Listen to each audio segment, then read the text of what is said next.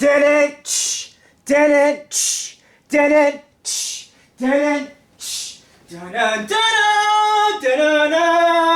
dun-dun-dun,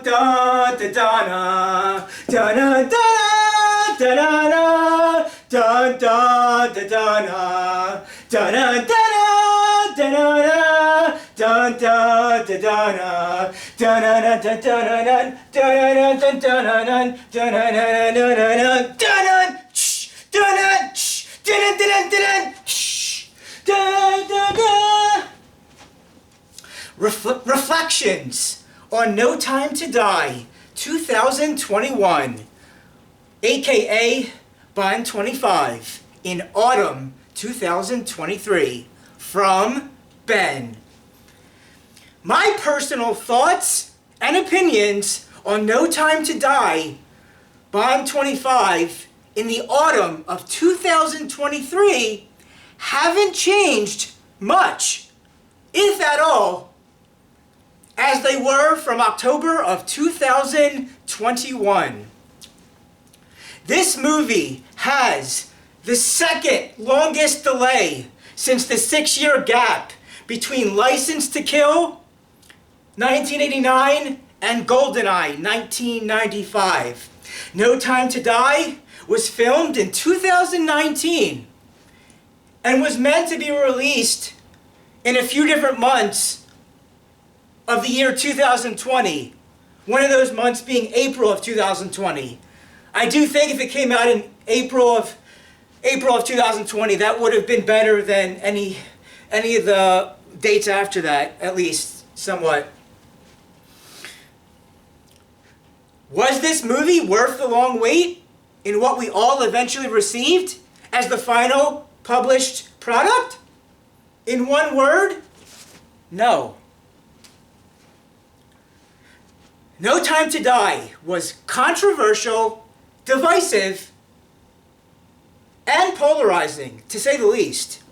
The 25th official Eon Bond movie has the longest opening prologue at 24 minutes long of a 2.5 to almost 3 hour long movie. This beats the previous longest opening prologue of The World Is Not Enough, 1999, which was at 14 minutes long. There are no reasonable reasons for No Time to Die to be as long as it was. They could have easily cut off 15 to 19 minutes off of that movie, or somewhat around there. The 24-minute opening was well done for the most part. Safin was threatening in the cold open, but I can't say the same for how he was represented in the rest of the movie. He is one of the weaker villains of the James Bond film franchise series, some fans will say. It does not please me to say that this movie is woke. Yep. It does not please me to say that this movie is woke, which ruined a lot of the movie for me. This is partly written by, and it's woke and bad because it's partly written by Phoebe Waller-Bridge, and it shows. Not only did she aggravate Bond fans with her writings, but also screwed up the Indiana Jones film franchise series as well. It was clear and concise that the ultimate ending of this specific movie was planned out first. Then everything else was tried to be built around that said conclusion. End of page 1. They took the sexual aspect of Bond out of this movie, and it shows as well. Outside of a brief encounter with Madeline at the beginning of the movie, in that opening prologue, the sexual parts of James Bond are removed or served as a brief bad joke. Before I get too much more angry and upset about this movie, I will tell you a few things that I liked or appreciated about it.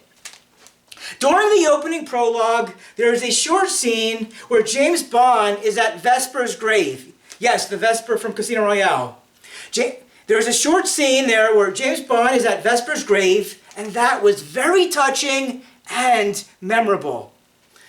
The music from Hans Zimmer was well done, as he makes almost any movies, pretty much almost majority of movies' music, really something for the audience to experience with the way he does his music style. And the movie had some beautiful cinematography.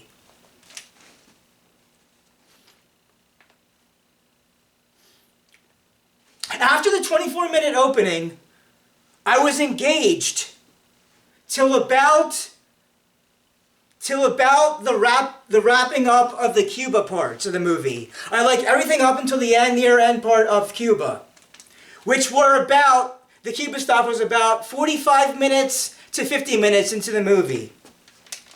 When it wraps up at the end of Cuba, from the movie starting till about the end of Cuba, held my interest, but then the movie just kind of downward spirals from there. Past the Cuba stuff for me, personally. Now, back to the negatives. Scientist character Valdo Arbachov was very annoying. The character in the movie, the scientist guy, was very annoying. Although, I caught him as the regular actor himself in an interview for the movie, and the actor himself being interviewed, the actual guy, the real guy, not playing the character, was quite pleasant in that interview. I also did not care for Logan Ash.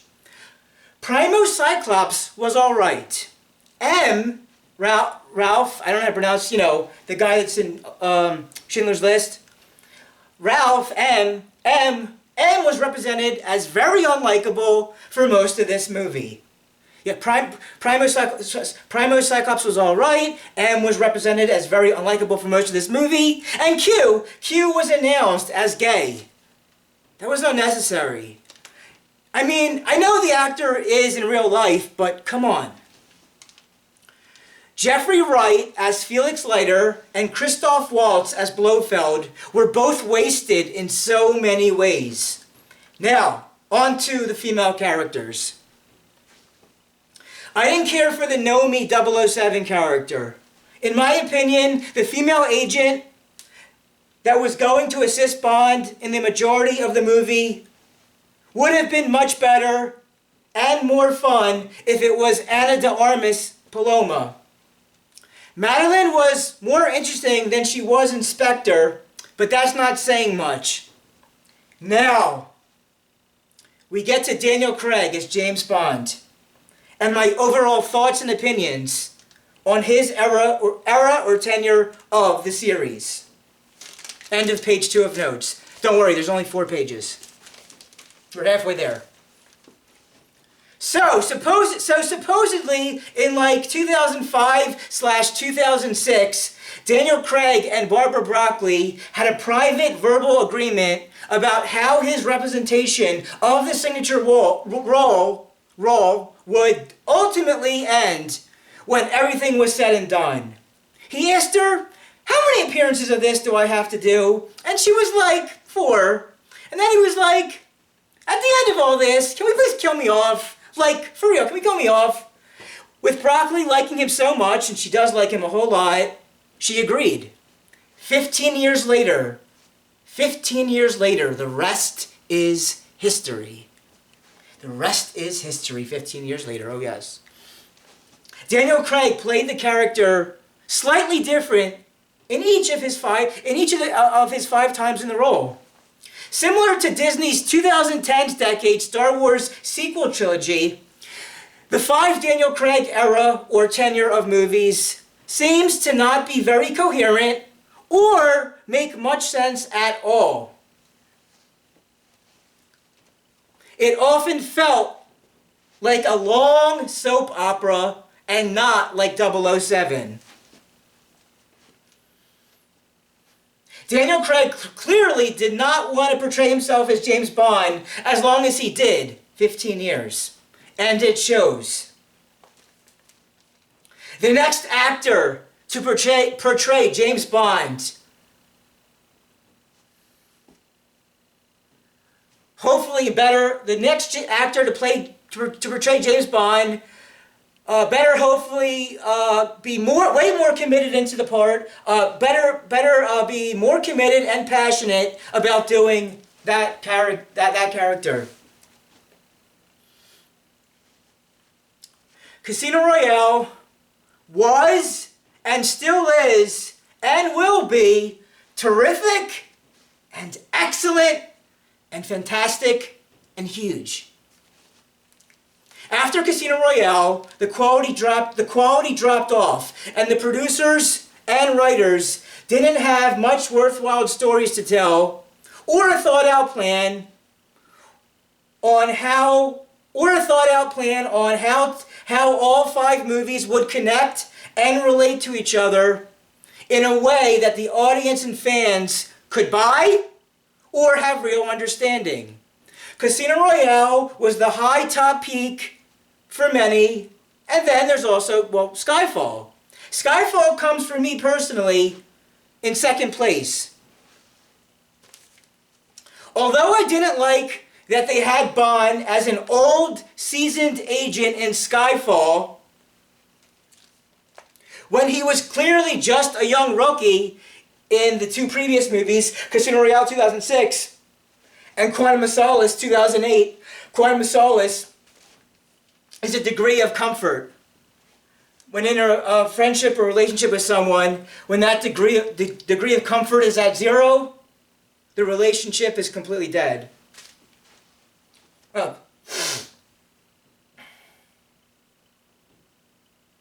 although I didn't like that Bond was an old seasoned agent in Skyfall, the 3rd movie, when he was clearly just a young rookie in Casino Royale and Quantum of Solace, I do, however, like that Javier Bardem, Javier Bardem,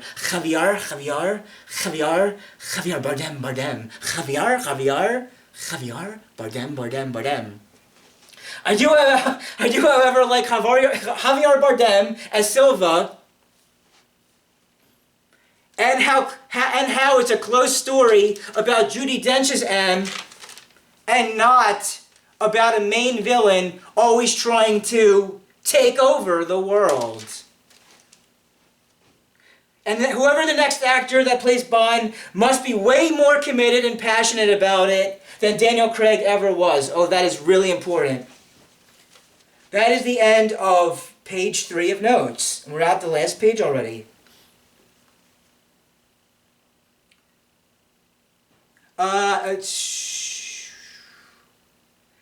Oh, and one more thing about him being an old seasoned agent.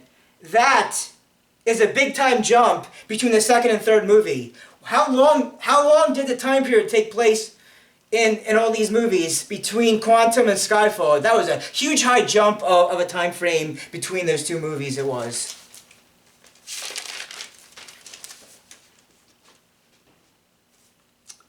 For example, I don't buy or have any real understanding that Inspector 2015, Blofeld, they showed it that he was kind of the boss of Silva from Skyfall. In Skyfall, Silva looks and seems to be very much his own boss of himself and his own personal agent. That's why the writing for any movie after Casino Royale 2006 was so disappointing. Oh, and about the whole Skyfall, M, Silva, and Bond stuff. And it was so much more personal than that. It was so much more personal than that in that whole Skyfall story. But I still think Casino Royale is the best number 1 movie of all 5. No, Casino Royale is number 1 for sure. Pierce Brosnan was the only actor to play James Bond who did not get the opportunity to leave the role on his own terms.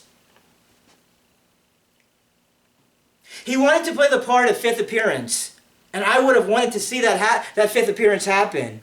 Similarly, I would want to see Timothy Dalton play Bond in a 3rd appearance. Daniel Craig in 15 years was depressing and gloomy as James Bond. Brosnan, at least, had fun with it. In the 21st century, and especially the decade that we are currently in at the time of this recording, the decade of the 2020s, in the 21st century, and especially the decade of the 2020s, my expectations of most movies in general are very low, and I know that I will most likely be very angry and upset in what's put out for us all. 5 movies from Craig. I would have wanted to see him do a 6th movie, but 5 movies from Craig, and only 2 out of the 5 had any lasting effect on the audience, in my opinion. Can Bond 26 be a better and way more improved and planned out and written in a way that will have fans excited and prepared to come back to the movie theater and not Amazon? No, the big movie theater, not Amazon. In a somewhat reasonable time frame for the rest of the 2020s? We'll just have to wait and find out. Don't expect too much anymore from this franchise, or any other film franchise for that matter, is all I'm saying.